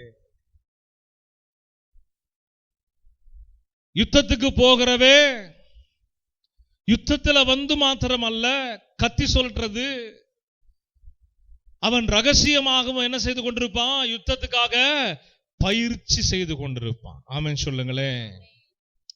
இங்க இருந்தாதான் அங்க வரும். உண்மையான பக்தி இருந்தாதான் தேவ சமூகத்திலையும் அது வரும். நல்ல ஒரு ஜெப வாழ்க்கை இருந்தாதான் பிறனுக்காக நின்று ஜெபிக்கிற அந்த மனப்பக்குவம் வரும். வீட்டுல ஜெபம் இருந்தா ஆலயத்தில் அதே ஜெபம் வரும். பரலோகம் அவங்களுக்கு திறந்து காணப்படும். மனிதர்கள் பார்க்கும்படியாக சும்மா தன்னை ஒரு மாயக்காரி தோற்றத்தோடு நின்று இவங்க பார்க்கறதுக்காக உறவுக்காரங்களாம் வர்றாங்க, இவங்களாம் பார்க்கறதுக்காக நம்ம ஒரு ஜெபிக்கிறது போல தோரணை செய்கிறவர்கள் அவங்களுடைய பலனை அடர்ந்தாயிற்று. அவங்க சீன் போட்டாங்க பாருங்க, முடிஞ்சிச்சு. அதான் ஆரம்ப சீனும் முடிவு சீனும் அதான். அவன் ஜெபத்துக்கு ஒரு பதில் இருக்காது. தேடுவார்கள், உபவாசிப்பார்கள், கேட்பார்கள். மாயக்காரர்கள் நல்லா வாழ்ந்ததா சரித்திரமே இல்லை வேதத்தின்படி. ஆமென் சொல்லுங்க. அல்லேலூயா. எனக்கு தெரியும் சில ஊழியர்களே முறையான ஜெப வாழ்க்கை இல்லாத ஊழியர்கள். ஞாயிற்றுக்கிழமை மாத்திரம் வந்து அப்படியே பாவலா, அப்படியே கையை உயர்த்தி அவர் ஒரு ஜெப வீரனை போல. சபையில ஆத்துமாக்கள் தங்காது, சபையில் இருக்க ஜனங்கள் விடுதலையாக முடியாது, அவங்களுக்கு ஜெபங்கள் கேட்கப்படாதது போல இருக்கும். ஜனங்கள் கொடுத்தாலும் அவங்களுக்கு ஆசீர்வாதம் இருக்காது. உண்மை, இதெல்லாம் உண்மை. ஜெபிக்கிற இடத்துலதான் ஆவியானவர் அனலா இருப்பாரு. ஜெப ஸ்தலத்துலதான் இயேசு இருப்பாரு. அப்படி ஆலயம் ஜெப வீடு, வீடு ஜெப வீடு. ஜெபிக்கிறவர்களோடு தான் அவர் உறவு கொள்ள முடியும். பிள்ளை தகப்பன், பிள்ளை மகள் என்று சொல்லி உறவு கொள்ள முடியும். ஜெபித்தா அவரால் சிங்காசனத்துல அமர்ந்திருக்க முடியாது. ஆமென் சொல்லுவோமா? இயேசு இறங்கி வந்துருவாரு. தன் சிங்காசனத்தை விட்டு அவர் இறங்கி வந்துருவாரு. கண்ணீரை துடைக்கும்படி இறங்கி வந்துருவாரு. உன் காயங்களை கட்டும்படி இறங்கி வந்துருவாரு. ஜெப சிந்தனை உனக்கு இருக்கணும். ரட்சிக்கப்பட்டு 10 ஆண்டு, ரட்சிக்கப்பட்டு 20 வருஷம் ஜெப வாழ்க்கை எங்கே? ஜெப வாழ்க்கை இல்லைன்னா ஜெயம் இல்லை. ஜெயம் இல்லைன்னா நீங்க வாழ்க்கையில எதிலையும் மேல வர முடியாது. உங்க ஆசைகள் நிறைவேறாது. உங்க வாழ்க்கை கற்பனை காரியங்கள் ஒண்ணு நடக்காது. மாயக்காரர்களை போல் அல்ல, உண்மையாகவே ஜெபிக்கிறவங்களா தான் இருக்கணும்னு பைபிள் சொல்லுது. ஆமென் சொல்லுவோமா? வாசிக்க கேட்கலாம். நீயோ ஜெபம் பண்ணும்போது உன் அறை வீட்டுக்குள் பிரவேசித்து வீட்டுல ஜெபிக்க வேண்டிய ஜெபம், வீட்டுல ஜெபிக்க வேண்டிய ஜெபத்தை இயேசு கற்றுக் கொடுக்கிறார். அல்லேலூயா சொல்லுங்க. சபையில வந்து ஜெபிக்க வேண்டிய விதமும் இருக்குது. ஆமென் சொல்லுங்க. ஒரு பெரும் சேனையாக திரள் கூட்டமாக ஒரு திறப்பின் வாசல் ஜெபத்துல நிற்கும் போது அங்க நம்ம வேறொரு மனுஷன் நிக்கணும். அல்லேலூயா சொல்லுங்க. வீட்டுல ஜெபிக்க கற்றுக் கொடுக்கிறாரு. என்ன கற்றுக் கொடுக்கிறாரு? உன் கதவை பூட்டி அந்தரங்கத்தில் இருக்கிற உன் பிதாவை நோக்கி ஜெபம் பண்ணு. அப்பொழுது அந்தரங்கத்தில் பார்க்கிற உன் பிதா வெளியரங்கமாய் உனக்கு பலன் அளிப்பார். அல்லேலூயா சொல்லுங்க. ஜெபித்தா பலன் உண்டு. எத்தனை பேர் நம்புறீங்க? ஜெபத்திற்கு பதில் வரும். எத்தனை பேர் நம்புறீங்க? கைகளை தட்டி கர்த்தரை மகிமைப்படுத்துங்க. ஆமென், ஆமென், ஆமென், ஆமென், ஆமென். ஜெபத்திற்கு பதில் உண்டு. ஹல்லேலூயா. அதனாலதான் இந்த சபை ஜெபிக்கிறத குறித்து பேசும். ஜெபத்துல தான் சபை நடக்கணும்னு சொல்லும். ஜெபத்துல நீங்க உருவாகணும்னு சொல்லுவேன். ஆரம்பத்துல ஒரு 1/4 மணி நேரம் ஜெபிங்கன்னு கற்றுக் கொடுப்பேன். ஏன்? பரலோகத்துல உங்க ஜெபம் அந்தரங்கத்துல நீங்க உங்க வீட்டுக்குள்ள போய் ரகசியமா, இந்த வீடுகள்ல ஜெபம் எப்படி இருக்கணுங்க? பக்கத்து வீட்டுக்காரங்க காலி பண்ணி, ஐயோ சாமி இந்த பெந்தோகோஸ்த காரங்க கிட்ட இருந்து என்ன தப்பிச்சிருங்க நான் ஓடக்கூடாது. இல்லையா சொல்லுங்க. அதுக்கு வீரவசனமும் பேசக்கூடாது. இது இந்து நாடு, இந்துக்கள் நிரம்பின நாடு. சரிங்களா? பக்கத்து வீட்டுக்காரங்க ரட்சிப்பு இல்லைன்னா உங்க ஜெபம் அவனுக்கு என்னவா இருக்கும்? இரிட்டேட்டிங்கா இருக்கும். நீங்க போடுற அந்நிய பாஷை அதுதான் சொல்லிட்டேனே. ஆலயம் வேற, சேனையா நிற்கிற திறப்பின் வாசல் ஜெபம் அது வேற. ஒரு பெரிய கூட்டத்துல வந்துட்டு அப்படின்னா நீங்க வீட்டுக்கே போயிடலாம். நான் சொல்லி கொடுக்குறேன், போயிரு. சேனையா நிற்கிற இடத்துல ஒரு சத்தம் வேற மாதிரி இருக்கணும். ஆமென் சொல்லுங்க. சேனையா நிற்கிற யுத்த காலத்துல உன்னுடைய ஜெபம் வேறு விதமா இருக்கணும். ஆமென் சொல்லுங்க. யாரும் வந்து உங்களை கேட்க போறது இல்லைங்க. ஒரு ஆலயத்திற்குள்ளன்னு சொன்னா ஜெபம் வித்தியாசமா இருக்கணும். கைத்தடி தான் பாடணும், கையை உயர்த்தி ஆமென் அல்லேலூயா சொல்லணும், கம்பீரமா இருக்கணும். சும்மா வாய்க்குள்ளே சால் பாடும். இயேசு என்னை கைவிட மாட்டார். ஆல்ரெடி விட்டுட்டாரு. ஆல்ரெடி ஒண்ண நீ போமா, நீ போ, உன்கிட்ட ஒரு உற்சாகமும் இல்ல, நான் விரும்புகிற மாதிரியே இல்லப்பா அப்படின்னு என்ன செய்வாரு? விட்டுட்டு போயிருப்பாரு. ஆனா இது நம்பிக்கிட்டு இருக்கு. இயேசு என்னை வர்ற கோபத்துக்கு பாடினா எப்படி பாடணும்? இயேசு என்னை கைவிட மாட்டார். ஆமென் சொல்லுங்க. எல்லாம் பாடுவோமா? இயேசு என்னை கைவிட மாட்டார், கடும் புயல் வீர்வாரினும் பெருங்காற்று வீசினும் அவர் என்னை கைவிட மாட்டார். இயேசு என்னை. ஆமா, அந்த டோன் அப்படி வரணும். பாடுங்கன்னா வாயசைக்குது, ஒரு காத்து மட்டும் தான் வருது. என்ன வருதுங்க?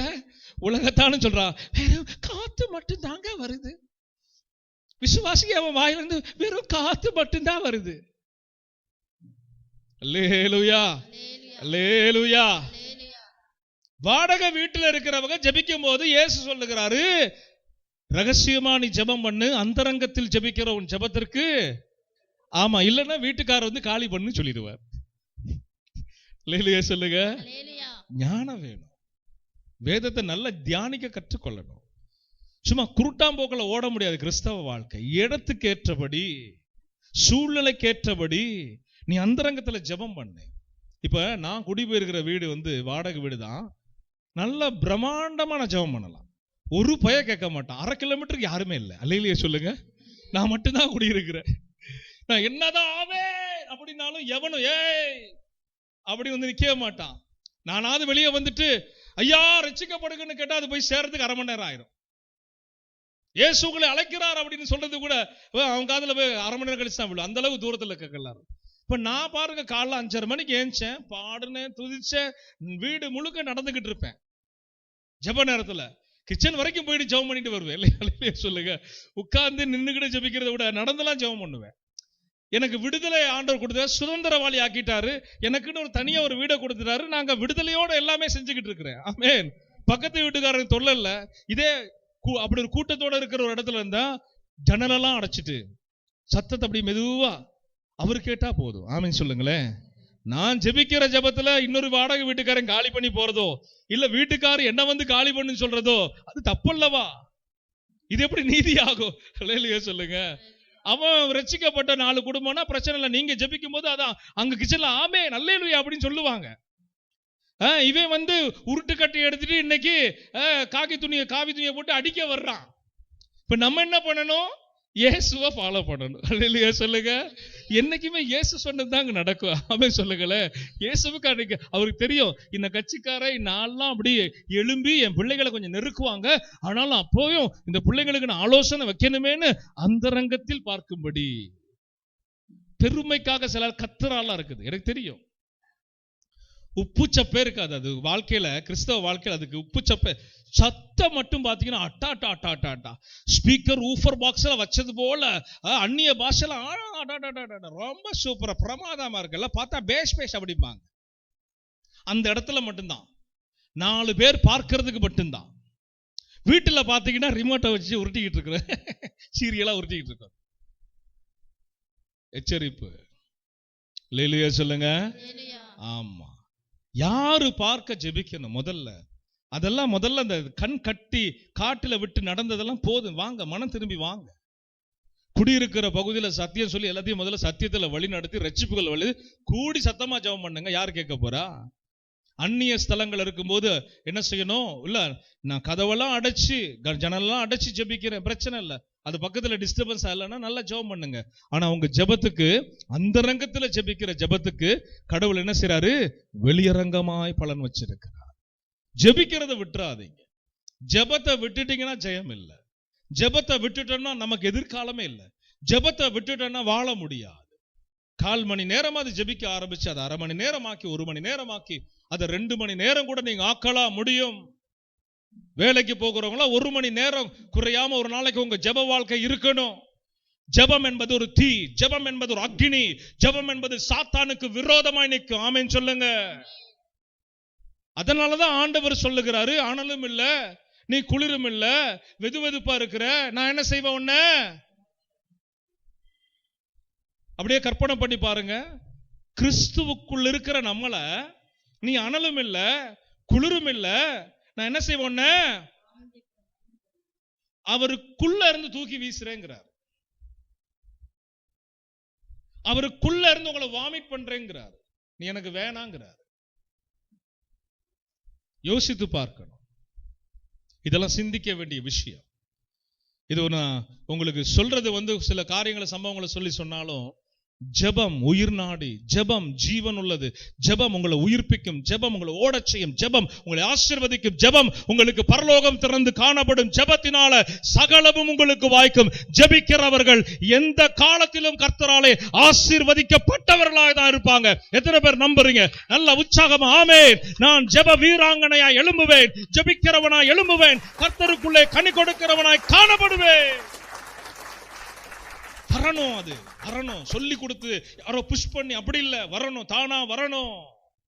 கர்த்தர் அதை விரும்புகிறார். தொடர்ந்து வாசி முடிங்கம்மா. அன்றியும் நீங்கள் ஜெபம் பண்ணும்போது அஞ்ஞானிகளைப் போல வீண் வார்த்தைகளை அளப்பாதீங்கள். எத்தனாவது வசனம்? 7வது வசனம். மறுபடியும் வாசிங்க. அன்றியும் நீங்கள் ஜெபம் பண்ணும்போது அஞ்ஞானிகளைப் போல வீண் வார்த்தைகளை அளப்பாதிருங்கள். ஜெபத்துக்கு போனா என்ன ஜெபிக்க போறோன்ற ஒரு பிளான் இருக்கணும். எதையுமே பிளான் பண்ணி செய்யணும். அல்லேலூயா சொல்லுங்க. சிரிக்கிறீங்களா? இருக்கு. ஜெபத்துல போயிட்டு தலை என்ன வாள் என்ன கை என்ன ஒன்னும் தெரியாம கண்டதெல்லாம் விட்டு அடிக்கிறது, கண்டதெல்லாம் போய் கொட்டுறது, அது முறையா? முதல்ல ஜெபத்துக்கு போனா முதல்ல ஒரு ஆராதனை ஒழுங்கு இருக்கணும். ஸ்தோத்திர பலிகளால் அவரை மகிமைப்படுத்தணும். ஸ்தோத்திர பலிகள் முடிந்ததுமே ஒரு பாடல் ஆராதனையோடு அடுத்தது பயணிக்கணும். பாடல் ஆராதனை அப்படியே போய்கிட்டு இருக்கும்போது அடுத்தது என்ன செய்யணும்?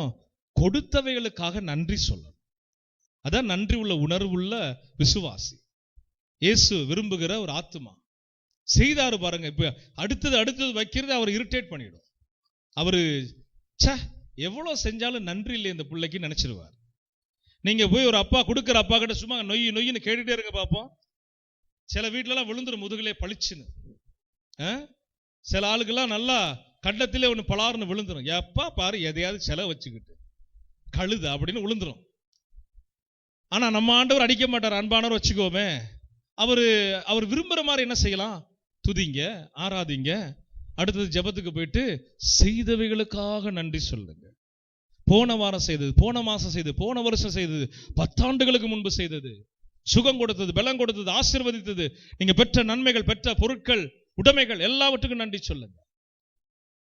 இதெல்லாம் சொல்லிட்டு கடைசியில ஆண்டவரே இந்த விண்ணப்பங்களை உங்க பாதத்துல வைக்கிறேன். அது வியாதியா இருக்கலாம், மற்றவங்களுக்கா இருக்கலாம், உங்களுடைய உறவுகளுக்காக இருக்கலாம், உங்க குடும்பத்திற்காக இருக்கலாம். விண்ணப்ப ஜெபம், ஜெபத்துல நிறைய இருக்குது. வேண்டுதல், விண்ணப்பம், பரிந்து பேசுதல் அப்படின்னு நிறைய விதத்துல நம்ம பண்ண முடியும். திறப்புல நிற்கிறது எல்லாமே வித்தியாசமான ஜெபங்கள். உங்க காரியங்களுக்கு நீங்க ஜெபத்துல தெரியப்படுத்துறதுனால முதல்ல கொடுத்தவைகளுக்கு நன்றி சொல்லி ஒரு ஒழுங்கு கிரமமா வாங்க. ஒரு ஆர்டர் இருக்கணும் உங்களுக்குள்ள. நான்லாம் ஜெபத்துக்கு போனா முதல்ல வர்ஷிப் தான். அந்த வர்ஷிப்பே ஒரு 1/4 மணி நேரத்துல முடிக்கும்னு நினைப்பேன். அது எப்பயுமே 1/2 மணி நேரம் ஆயிடும்.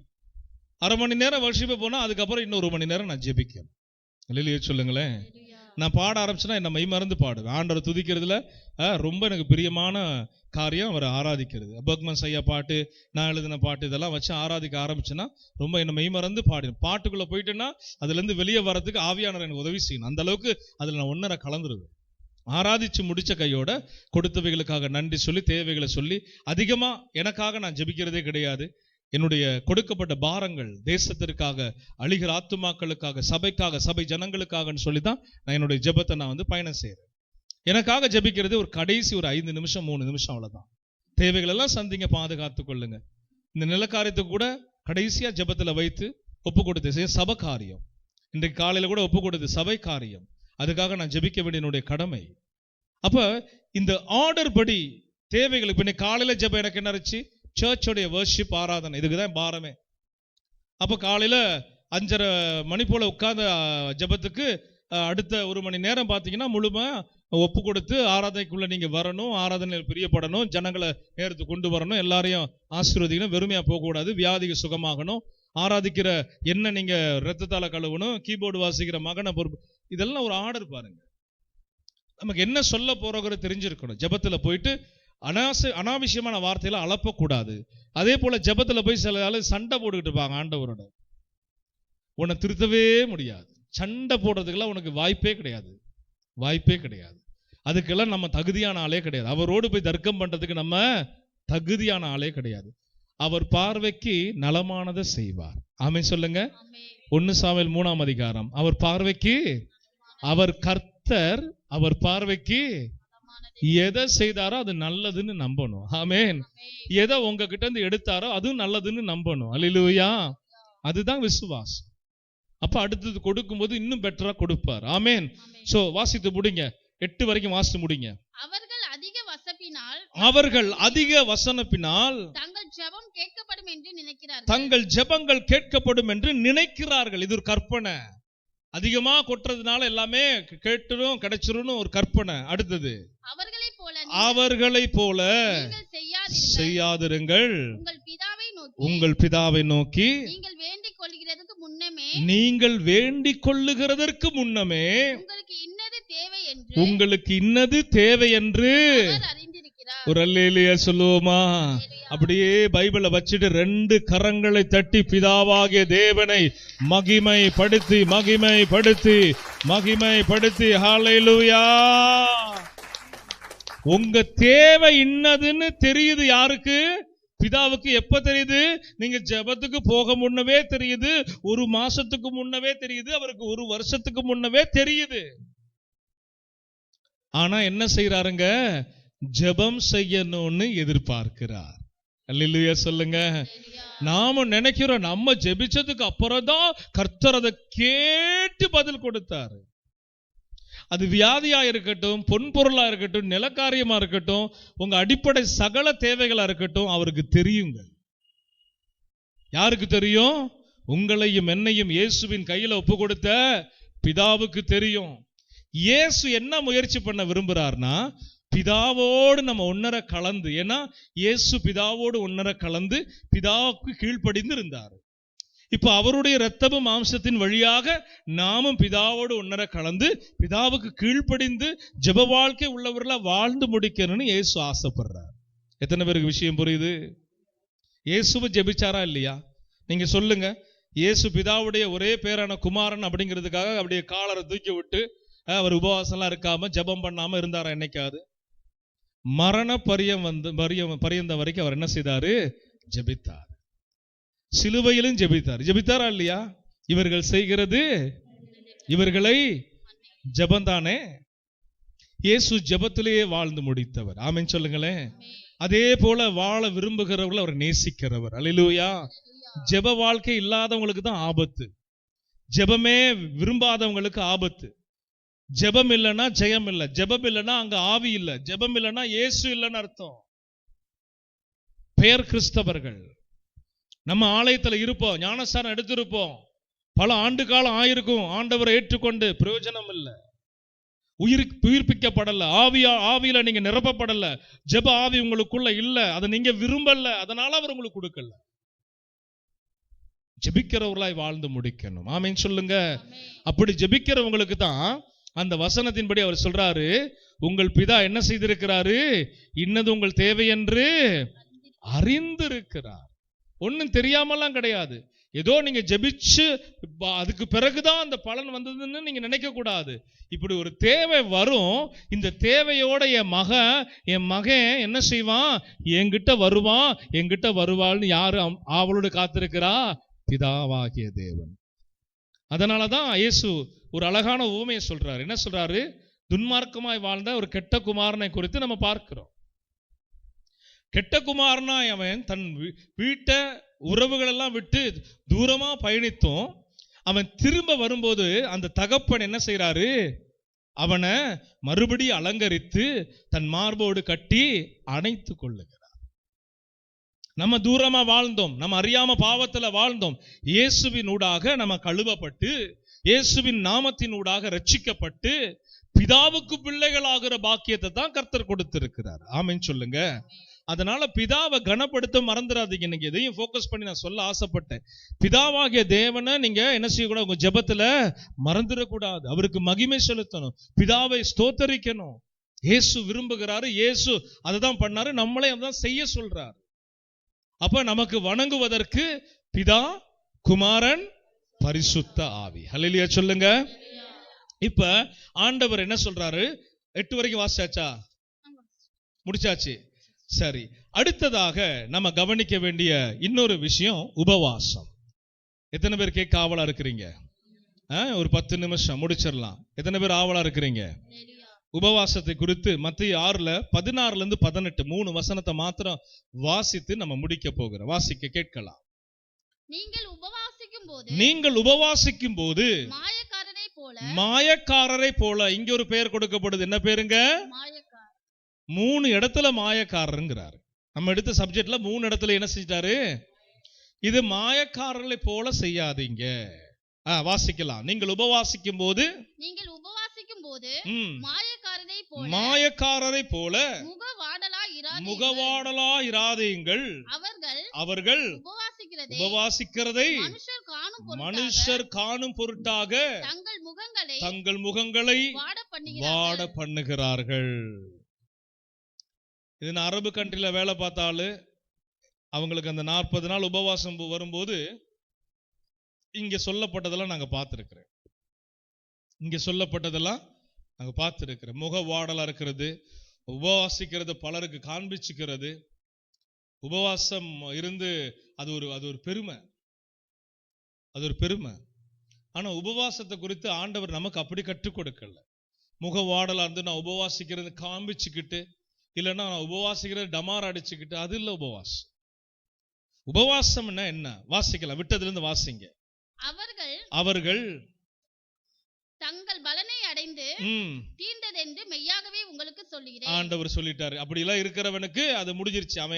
அவன் என்னென்ன பண்ணானோ அதுக்கேற்ற பலன் அவன் பண்ணதிலே கிடைச்சிருச்சு. நான் பலன் பிதாவோ நானோ பலனை கொடுக்க போறது இல்ல. அடுத்தது, நீயோ உபவாசிக்கும் போது அந்த உபவாசம் மனுஷர்களுக்கு காணப்படாமல் அந்தரங்கத்தில் இருக்கிற உன் பிதாவுக்கே காணப்படும்படியாக உன் தலைக்கு எண்ணெய் பூசி, குரலிலேயே சொல்லுவோமே, உன் தலைக்கு எண்ணெய் பூசி உன் முகத்தை கழுவு. அல்லேலூயா சொல்லுவோமே.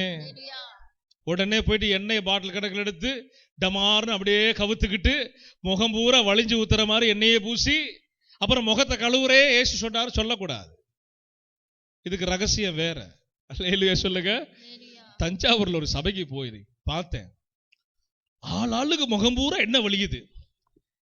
ஏன்பா என்ன நடக்குது? நாங்க உபவாசம் இருக்கிறோம். நாங்க என்ன இருக்கிறோம்? உபவாசம். அடே அதுக்கு முகம் பூரா இல்லை, நாங்க ஆண்டவர் சொன்னபடி உபவாசம் இருக்கிறோம். ஓ அப்படியா? இதுக்கு ஆவிக்குரிய அர்த்தம் இருக்குது. சரிங்களா? எண்ணெய் பூசி, எண்ணெய் எதற்கு அடையாளம்? எண்ணெய் அபிஷேகத்திற்கு அடையாளம். ஆமென் சொல்லுங்க. பழைய ஏற்பாட்டு எண்ணெய் நேரடியான எண்ணெய். தாவீதின் மேல் வைக்கப்பட்ட எண்ணெய், சாமுவேல் சவுலை அபிஷேகப்படுத்தின எண்ணெய், குப்பி தைலம், கொம்பு தைலம், இதெல்லாம் நேரடி எண்ணெய்.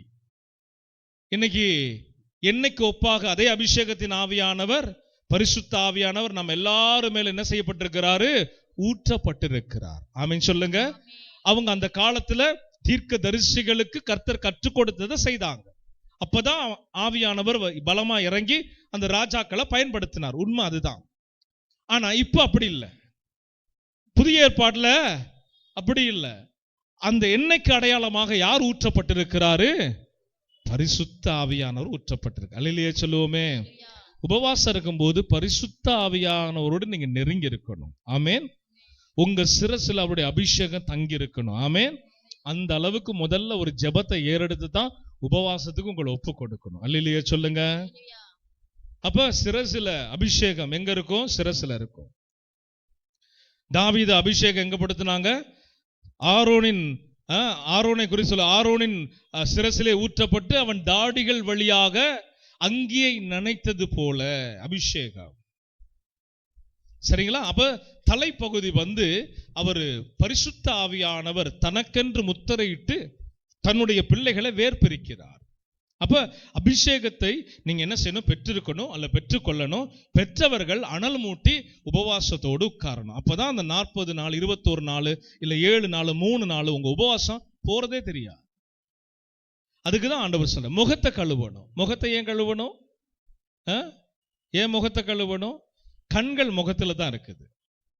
கண்கள் எங்க இருக்குது? கண்கள் ஊடாதான் பாவம் என்ன செய்யுது? பிரவேசிக்குது.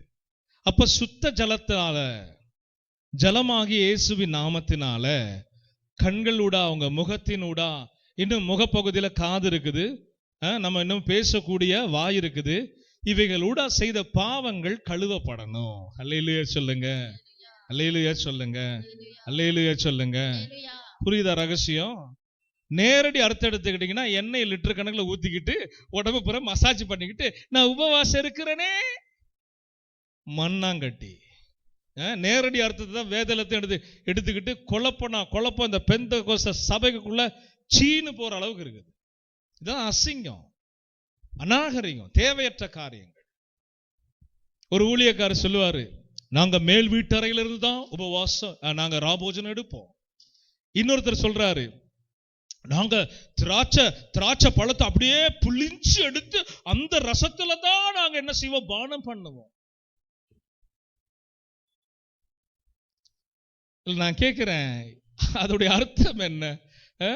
கர்த்தர் இது எதுக்கு அடையாளமா செய்ய சொன்னாரு? இவங்க திராட்சை பழத்தை எடுத்து அப்படியே புளிஞ்சு, ஏன் பாட்டில் வர்ற திராட்சை ரசத்தை அது இயேசு ரத்தமா நம்ம நம்ப முடியாதா? இல்ல கிரேப்ஸ் மட்டும் எப்படி இயேசு ரத்தமா மாறும்? யோசிச்சு பாருங்க. விஷயம் அது இல்லைங்க. மேல் வீட்டறையில தான் ராபோஜன் எடுக்கணுமா? அப்போஸ்தலர் அங்க எடுத்தாங்கன்றதுக்காகவா? அப்ப கீழ் வீட்டறையில இயேசு வரமாட்டாரா? என்னையா நியாயம் இதெல்லாம்? இது போல வதண்டாவாதிகள் ஐயோ பெந்தெகோஸ்தேக்குள்ள ஓடிருங்க. அப்படிப்பட்ட சபைகளை விட்டு ஓடியே போயிருக்கு. அவங்களும் திருந்த மாட்டாங்க, உங்களையும் திருந்த விடவே மாட்டாங்க. நான் சொல்றேன், கடைசி வரைக்கும் இதே ஒண்ணு பிடிச்சிக்கிட்டு அதை ஒண்ணு பிடிச்சிக்கிட்டு வேதத்தில் உள்ள ரகசியங்களை பரிசுத்த ஆவியானவர் அவர் விளக்கம் கொடுக்க வந்தார்னா தெளிவுபட பேசுவார். முகத்தை கழுவு, பரிசுத்த ஆவியானவர் கற்றுக் கொடுத்தார். உன் முகத்தின் ஊடாக, உன் கண்களின் வழியாக, உன் செவிகளின் வழியாக, உன் வாயின் வழியாக, உன் சிந்தனையின் வழியாக நீ செய்த எல்லா பாவங்களை விட்டு உபவாசம் இரு. பாவத்தோடு நிறைந்து நீ உபவாசம் இருக்காதன்னு இயேசு போதிக்கிறார். எத்தனை பேர் அல்லேலூயா சொல்லுவீங்க? புரியுதுங்களா? விஷயம் புரியுதுங்களா? எத்தனை பேருக்கு புரிஞ்சு கை உயர்த்தி காண்பீங்க? 3 காரியம் பேசினாரு. முதல்ல என்ன பேசினாரு? தர்மம் செய்யணும். எப்படி செய்யணும்? மாயக்காரர்கள் போல அல்ல, அவர் விரும்புகிறபடி செய்யணும். 2வது என்ன செய்யணும்? ஜெபம் செய்யணும். சொல்லுங்க, 2வது என்ன செய்யணும்? ஜெபம். எழுதிக்கிட்டீங்களா? எழுதுனீங்கன்னா வாசிங்க. 2வது ஜெபம் செய்யணும். அது எப்படி? மாயக்காரர்கள் போல அல்ல, அவர் விரும்புகிறபடி செய்யணும். 3வது என்ன செய்யணும்? உபவாசம் எடுக்கணும். அதையும் எப்படி செய்யணும்? நம்முடைய சிரசில அபிஷேக தைலம். அடுத்தது முகம் கழுவப்பட்டிருக்கணும். முகம் என்பது ஒரு பாவ கரை. இந்த முக தோற்றத்துக்கு பின்பதாக இருக்கிற நம்ம யாரும் பார்க்காம பார்த்தது எல்லாம் செய்த குற்றங்கள் எல்லாம் நம்ம ரத்தத்தால கழுவப்பட ஒப்பு கொடுத்து, சுத்த ஜலமாகிய இயேசுடைய வசனங்களால கழுவப்பட ஒப்பு கொடுத்து உபவாசம் இருக்கணும். ஆமென் சொல்லுவோமா? குறை பேசின வாயை கொண்டு உபவாசம் இருக்காதீங்க. இச்சித்த கண்களை கொண்டு உபவாசம் இருக்காதீங்க. பிரயோஜனமற்றது, பலனடைய முடியாது. அந்த ரங்கத்தில் இருக்கிற உங்கள் பிதா உங்களுக்கு பலன் அளிக்கணும்னா இப்படிதான் செய்யணும்னு சொல்லி கர்த்தர் நம்ம கற்றுக் கொடுக்கிறார். அல்லேலூயா, அல்லேலூயா. எழுந்து நின்று நம்ம ஜெபித்து முடிக்க போறோம். தயவு செய்து சீக்கிரமா எழும்பி நில்லுங்க. இந்த 3 காரியமும் நமக்கு பிரயோஜனம் உள்ள காரியங்கள். இந்த 3 காரியத்தினோட கர்த்தர் இன்றைக்கு நம்மோடு பேசி இருக்கிறார். ஒப்பு கொடுப்பீங்களா? தேவ சமூகத்தில் ஒப்பு கொடுப்பீங்களா? ஆண்டவரே, தான தர்மங்களை நான் செய்ய வேண்டும், என் இருதயத்தை பக்குவப்படுத்தும். சொல்லுங்க, வாய் திறந்து சொல்லுங்க. தான தர்மம் நான் செய்யணும், என் இருதயத்தை பக்குவப்படுத்தும். ஆண்டவரே, என்னுடைய கரம் கொடுக்கிற கரமாய் மாறணும். சொல்லுங்க, கொடுக்கிற கரமாய் மாறணும். ஒழிக்க கூடாது. நீங்க கொடுக்கிற நன்மைகளை நான் ஒழிக்க கூடாது. கொடுக்கிற உள்ளமுள்ளவனாய் மாறணும். ஆமேன், ஆமேன். எல்லாரும் இருதயத்தை திறங்க. ஆமேன், ஆமேன், ஆமேன். 2வதாக ஜெபம். ஜெபத்திற்காக ஒப்பு கொடுங்க. ஆண்டவர் மாயக்காரர்களை அவர் அருவருக்கிறார். ஜெபிக்கிறவர்களை போல் நடிக்கிறவர்களை அவர் அருவருக்கிறார். மெய்யான ஜெபிக்கிறவர்களாய் மாறணும். ஜெப ஆவி என் மேல் ஊற்றப்படட்டும். கேளுங்க, ஜெப ஆவி என் மேல் ஊற்றப்படட்டும். ஜெப ஆவி என்னோடு பேசுங்க. ஜெப ஆவியானவர் என் மேல தங்குங்க. சொல்லுங்க, நானும் கர்த்தராகிய இயேசு ஜெப வீரனாய் இருந்தது போல ஜெபிக்க ஆசைப்படுகிறேன். ஹல்லேலூயா, ஹல்லேலூயா, ஹல்லேலூயா.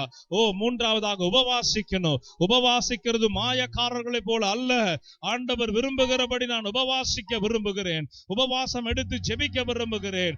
ஆண்டவரே, சிரசின் மேல் அபிஷேகத்தை வைங்க. என் சிரசின் மேல் அபிஷேகத்தை வைங்க. என்னுடைய பாவங்கள் நுகங்களை எடுத்து போடுங்க, நுகதடிகளை எடுத்து போடுங்க. குறைவுள்ளவனாக குற்றத்தோடு நான் உபவாசிக்காதபடி கர்த்தரின் மேல் கிருபையாயிருங்க. கர்த்தரின் மேல் கிருபையாயிருங்க.